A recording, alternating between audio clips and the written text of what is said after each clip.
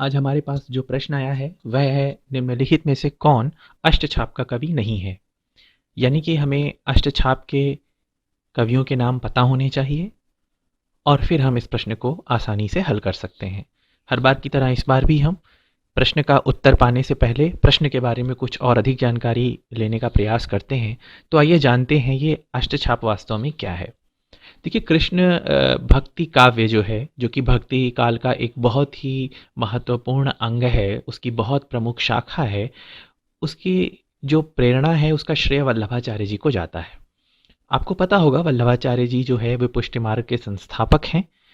ये पंक्ति आप कहीं अपने नोट्स बना रहे हों तो वहाँ लिख लीजिए। वल्लभाचार्य जी की मृत्यु के पश्चात उनके पुत्र विट्ठल नाथ जी ने लगभग 1602 के आसपास अपने पिता वल्लभाचार्य जी के 84 शिष्यों में से 4 शिष्यों को और उनके स्वयं के 252 शिष्यों में से 4 शिष्यों को लेकर के अष्टछाप के प्रसिद्ध भक्त कवियों की मंडली की स्थापना की, जिसे अष्टछाप का नाम मिला था। जो वल्लभाचार्य जी के 4 शिष्य चयनित हुए उनके नाम हैं कुंभनदास जी, सूरदास जी, परमानंद दास जी और कृष्णदास जी।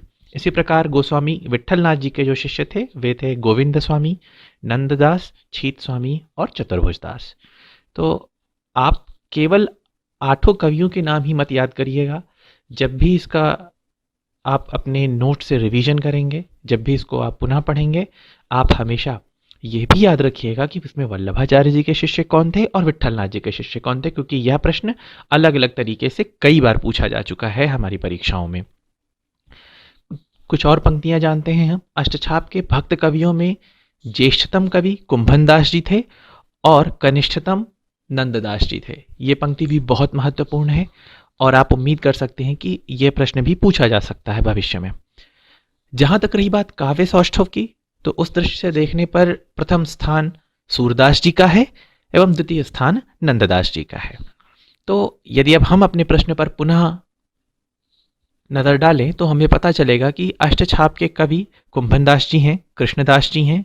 ये दोनों तो हमारे वल्लभाचार्य जी के शिष्य थे। छीत स्वामी जो कि विट्ठलनाथ के शिष्य थे। ध्रुवदास अष्टछाप के कवियों में नहीं आते हैं और यही हमारा सही विकल्प भी होगा।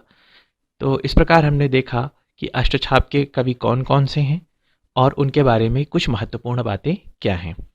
आने वाली सीरीज़ में हम आपसे फिर मिलेंगे कुछ अलग प्रश्नों के साथ, कुछ नए प्रश्नों के साथ। धन्यवाद।